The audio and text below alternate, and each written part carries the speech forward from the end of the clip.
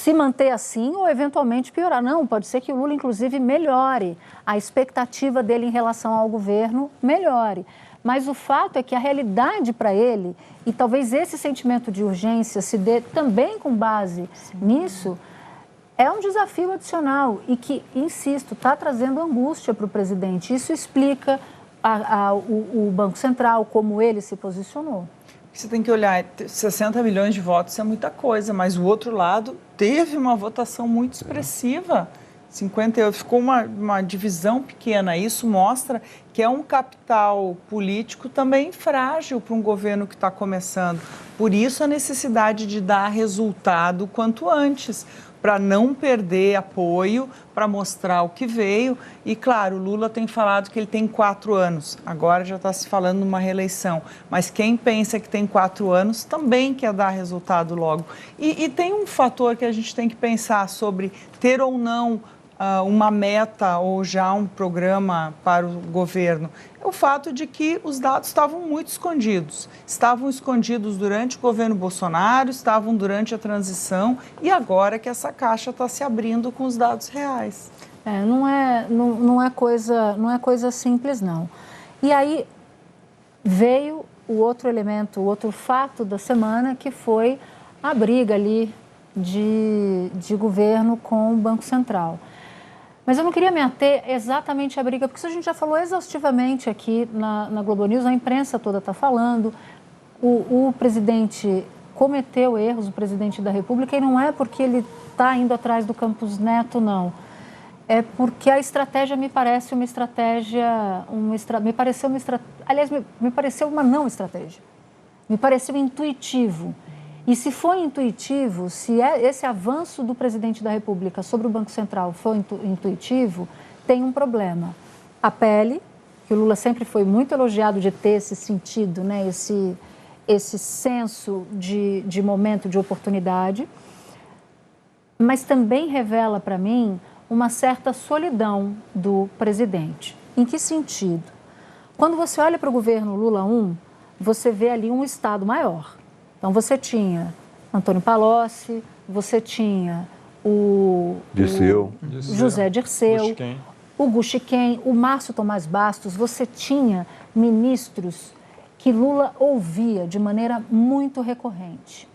Quando vai para o Lula 2, isso diminui um pouco, né? Aí vem a recuperação depois do mensalão, etc. e tal. Agora, eu olho e eu não enxergo esse Estado maior.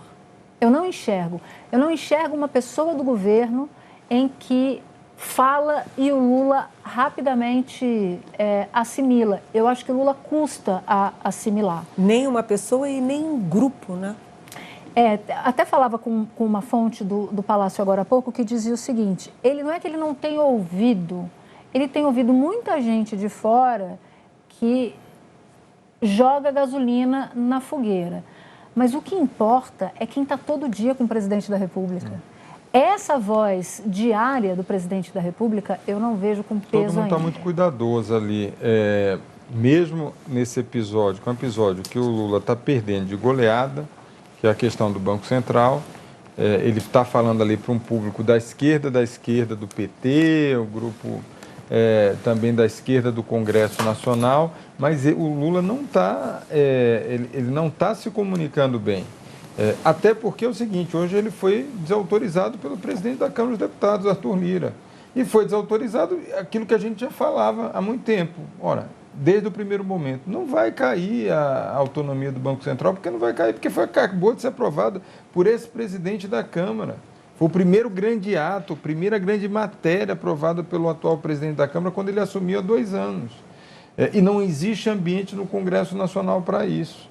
Então, o Lula ele está fazendo um discurso jogando para a plateia, de alguma forma também já arrumando um bode expiatório para o futuro, para dizer, olha, a culpa não é minha, é do Campos Neto, mas na prática o que ele está fazendo é dificultando a redução da taxa de juros. E mais do que isso, criando uma expectativa inflacionária, ajudando a dificuldade de baixar a taxa de juros, o dólar subindo, a bolsa caindo. Por quê? Porque cria uma estabilidade. E investimento que poderia estar vindo, que tem um mundo querendo investir no Brasil, você tem aí fundos bilionários para mercados emergentes, querendo aportar aqui no Brasil. Por quê? Por causa dessa questão da democracia fortalecida aqui depois desse episódio. Existe um cinturão ambiente, né? Uma nova institucional, política a política do meio ambiente, Marina,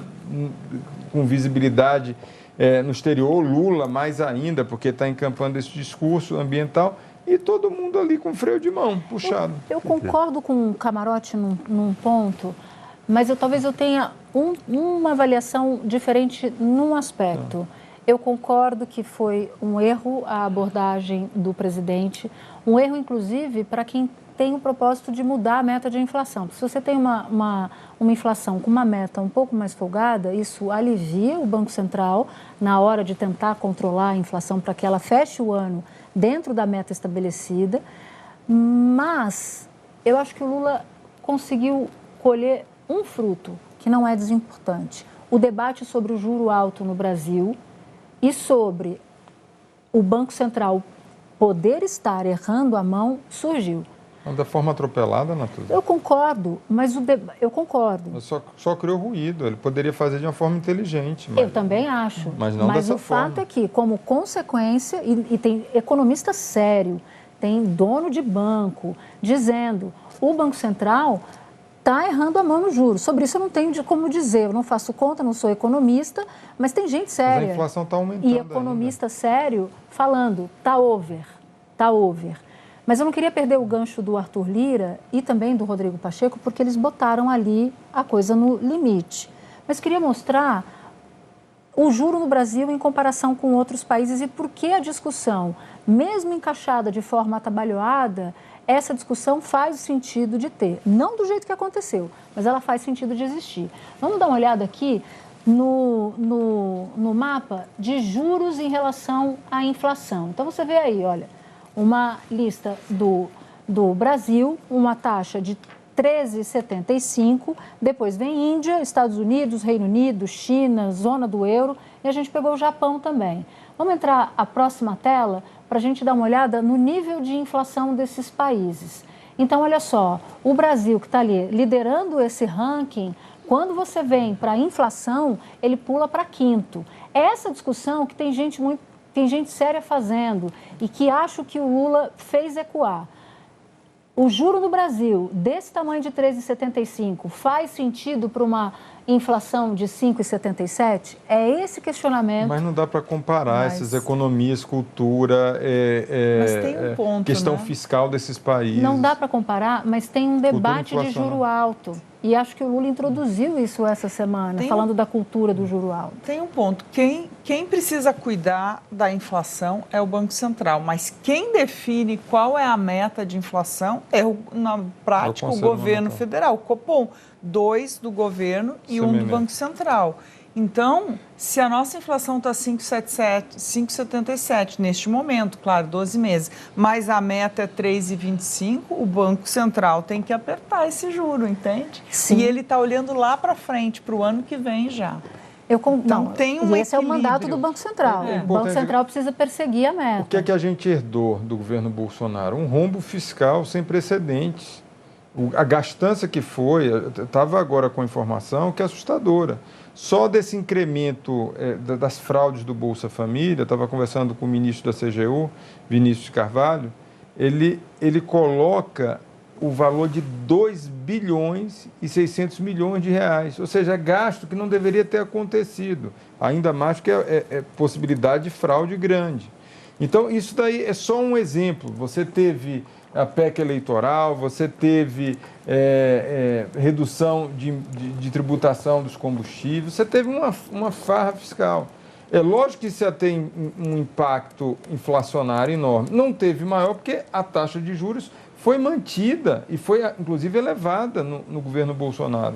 Isso só aconteceu porque tinha autonomia do Banco Central. Porque se não tivesse autonomia do Banco Central, o que a gente ia ver era o presidente, como mudou vários presidentes da Petrobras, o Bolsonaro teria mudado também o presidente do Banco Central para diminuir os juros na paulada. E hoje aí sim a gente estaria com um cenário inflacionário, porque a gente tem cultura inflacionária, disparando e sem controle, porque teria perdido completamente a credibilidade monetária. Tem uma história, só contar essa breve resenha, que o Campos Neto conversou com um integrante do governo essa semana e disse: eu estou apanhando dos dois lados, eu estou apanhando dos petistas, dos apoiadores do governo Lula, mas eu também estou apanhando dos bolsonaristas.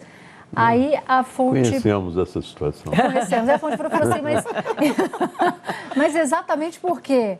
Ao que ele responde, porque eles acham que eu deveria pedir demissão do governo para o governo Lula desabar, ser mergulhado numa crise que aí mexe com expectativa de inflação, o juro aumenta e tal. Ou seja, na aposta do quanto pior, melhor. Quando eu falava com a fonte, Gabriel, eu disse assim, e o Lula do outro lado, como se fosse um sujeito oculto, dizendo assim, vai lá, caça essa briga, atende os seus amigos bolsonaristas. Não, mas pode ser, não é? Eu não sei se a demissão dele seria interessante nesse momento para o governo também, entende? Pode ser que o governo colocando uma outra pessoa lá, será que teria autonomia, assim, ou teria poder sobre os juros? Não teve no período do Henrique Meirelles, entende? Agora, o que eu penso, né, é que essa situação desse terceiro governo, nunca houve uma oposição tão capilarizada e tão forte ao Lula como nesse terceiro governo. Eu acho que um dos aspectos que fazem ele atingir o Banco Central, por incrível que pareça, é semelhante ao aspecto que fazia o Bolsonaro atingir o presidente da Petrobras, entende? Porque ambos têm necessidade de falar para o seu público, de dar uma resposta ao seu público, por que as coisas não são tão rápidas quanto deveriam ser. E é claro que cada um tem o seu público, né? O Lula foi eleito por uma parte mais pobre da população. E o Bolsonaro visava a classe média, que é muito sensível ao preço do combustível, né?